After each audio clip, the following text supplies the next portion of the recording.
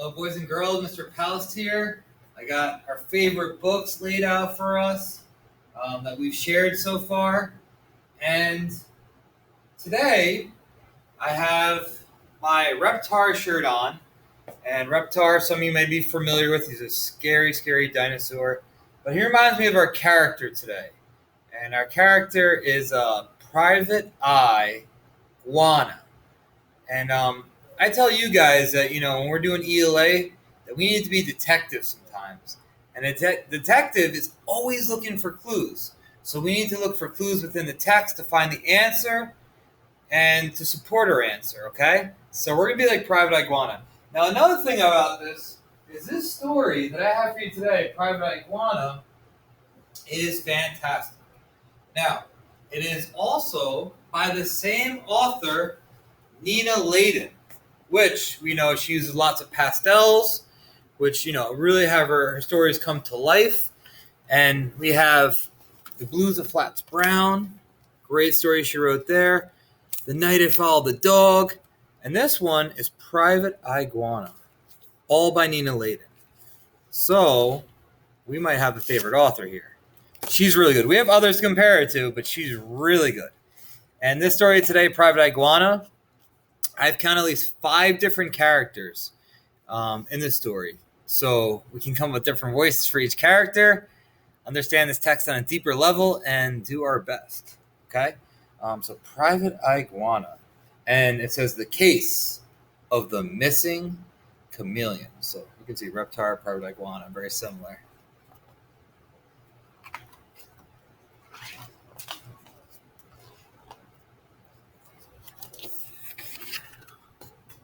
Illustrations are just so amazing to take them in. I was sitting at my desk when I got the call. Private Eye Guana here, I said. Yes, I can find a missing lizard. A chameleon? Well, okay. Why don't you come over to my office and bring a photo?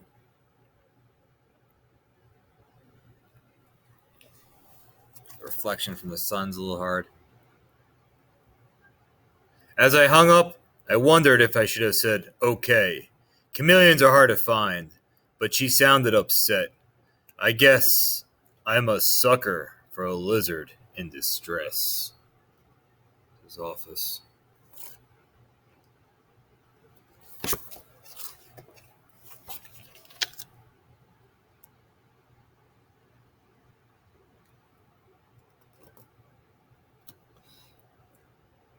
You can call me Liz, she said as she made herself comfortable in my office. Here's a recent snapshot of Leon. He didn't come home for dinner one night last week. I had made his favorite, cricket stew. I haven't seen him since. He was acting a little strange, changing colors every minute. He's always been the stay-at-home type, and, well, frankly, boring. I'm afraid he could be in trouble. I puffed myself up and said, Now don't you worry, Liz. If I can't find Leon, no one can. By the way, I asked, what color was he when you last saw him?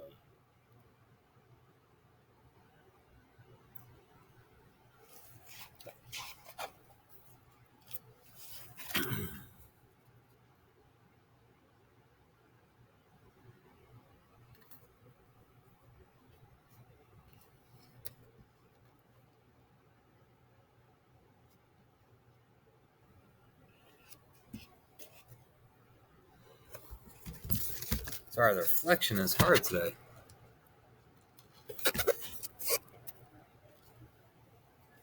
Okay.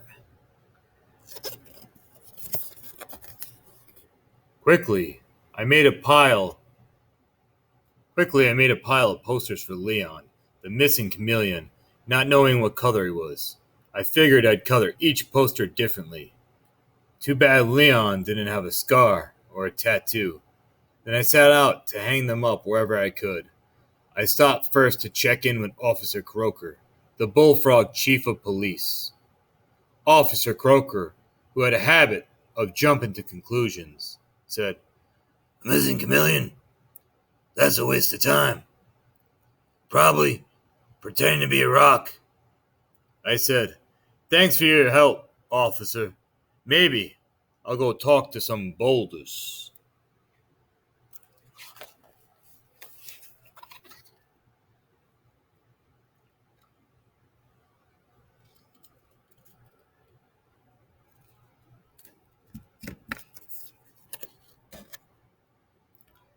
So I hit the dirt to see what I could dig up.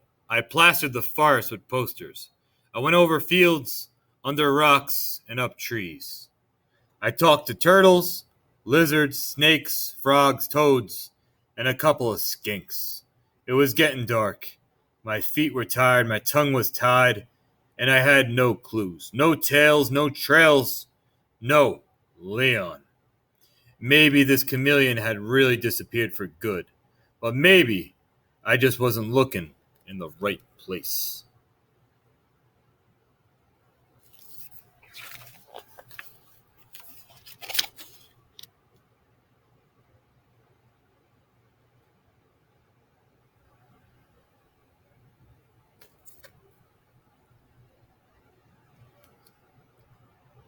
I decided to head home and start again in the morning.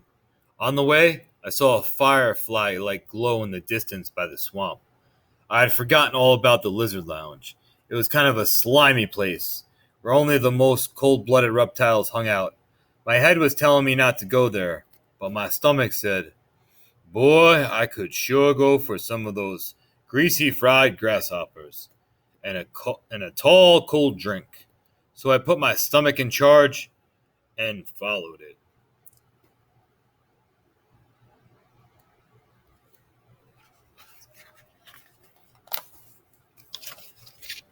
So much going on in each of his pictures.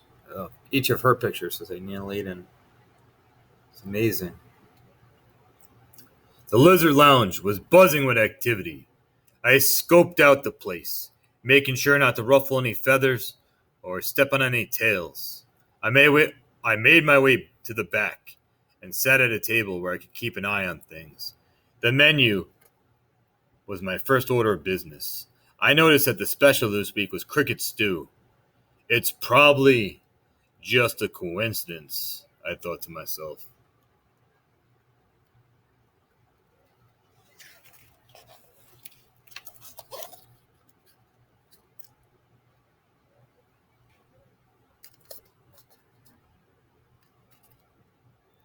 A sweet salamander sashayed over to my table. I'm Sally, your waitress. She said, "What's a nice amphibian like you doing in a place like this?" I asked her. When I didn't get an answer, I ordered my food. I noticed a sign on the stage that said, "This week, Camille and the Gila Girls."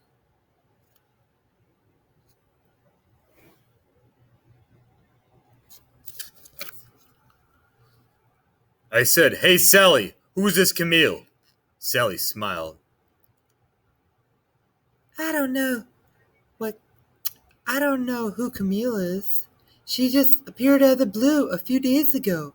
But boy, can she sing.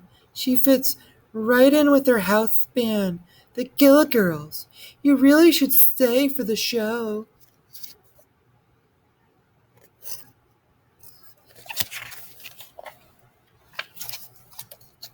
Wow.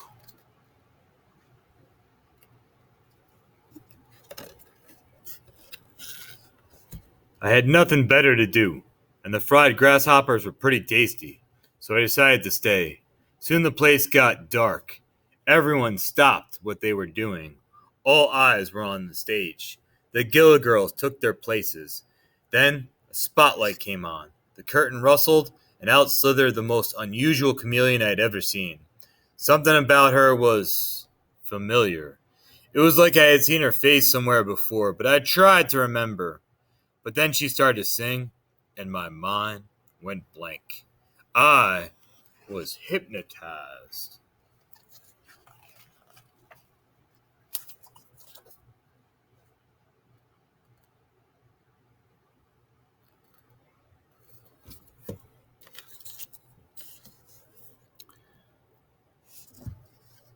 When the show was over, Camille bowed and disappeared behind the curtain. I clapped and whistled as loud as I could. There was no doubt I had just seen a star. I had to get an autograph. Maybe it was instinct. Maybe I was crazy. But here I was, sneaking around backstage at the Lizard Lounge, looking for a dressing room door.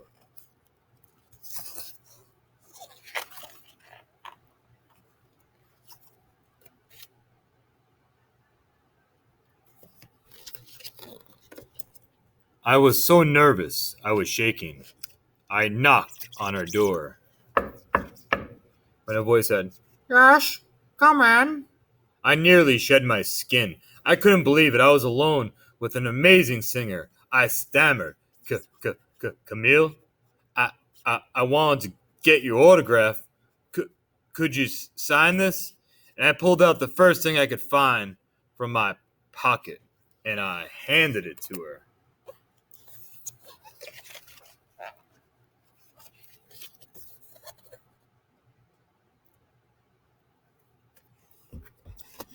Camille looked shocked. She said, "How'd you know?" What did I know, I wondered. I was totally confused. Then I put two and two together. I knew there was something familiar about Camille. By mistake, I had handed her the photo of Leon to sign, and then I realized that Camille was Leon, the missing chameleon. I had hit the jackpot. "You know, Liz is looking for you," I said. "She's very upset. She misses you." Leon took off his wig and sighed. "I miss her too. But I was worried. Liz thought I was too boring. I thought she might leave me for someone more exciting. I wanted to show her that I had talent, that I could be somebody special, maybe even a star. When I heard that the Guild Girls added a new singer, I jumped at the chance to polish my act. Naturally, I blended right in." Leon. What?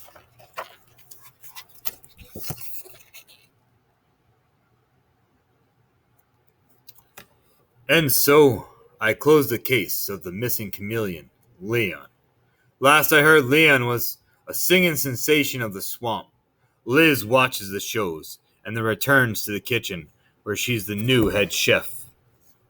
Her cricket stew is getting rave reviews. It seems that the Lizard Lounge has actually become a respectable place. As for me, who knows what the next case will bring? A frog that jumped bail. A turtle running a shell game. A poisoned snake. Just remember, if you got a problem, give me a call. The name is Private Eye, Guana. The I stands for I'll be waiting.